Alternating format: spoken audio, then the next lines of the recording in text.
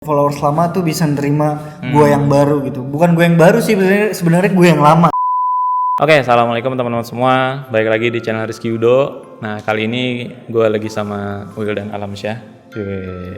Sekarang rambutnya udah baru, guys. Apa namanya, biar fresh ya. Iya.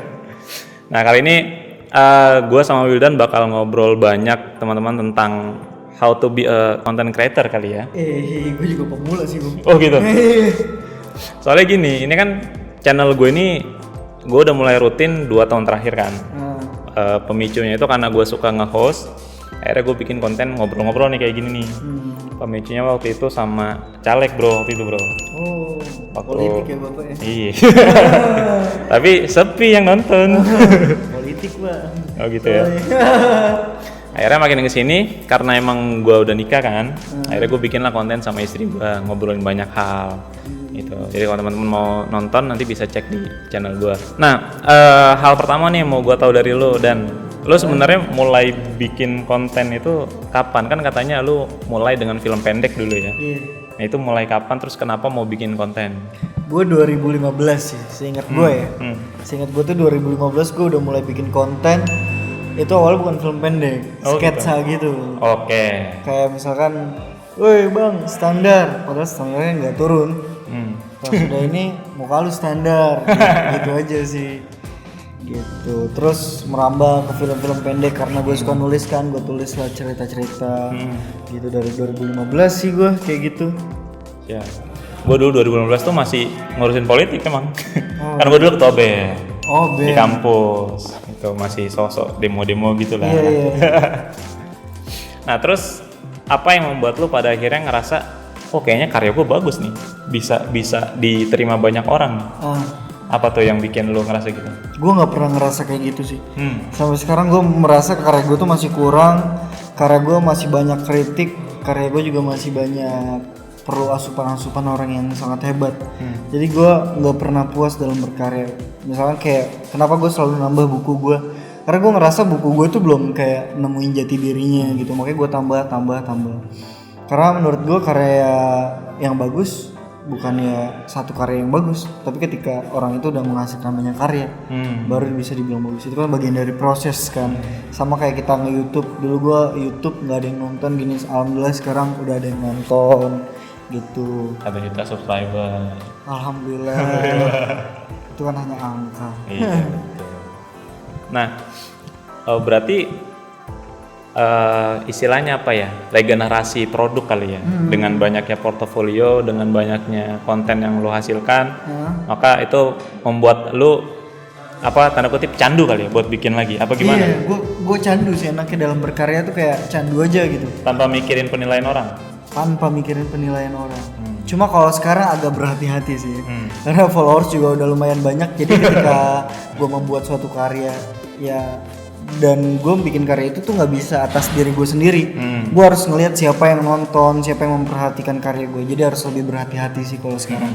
Itu tantangan bagi gue. Walaupun gue ngerasa agak kurang enak di posisi kayak gini, karena gue nggak dapet kebebasan dalam berkarya. Misalkan nih gue pengen banget bikin film tuh, kayak bikin film pendek gitu, kayak gue dapet peran yang ngomongnya tuh kasar kayak lu, tapi di adegan action gitu. Gue pengen banget, tapi gue ngeliat impact gue sekarang tuh kayak gimana, feedback yang gue berikan ke followers gue tuh kayak gimana, dia bakal niru atau enggak. Itu sih agak lebih berhati-hati sih. Berarti lu sekarang di level main aman ya, kayak Radit ya. Radit kan ya kita tahu, teman-teman stand up comedian mungkin udah tahu lebih banyak soal Radit, tapi di kontennya dia ngefilter gitu. Nah, lu ada rencana buat nggak ngefilter itu lagi nggak?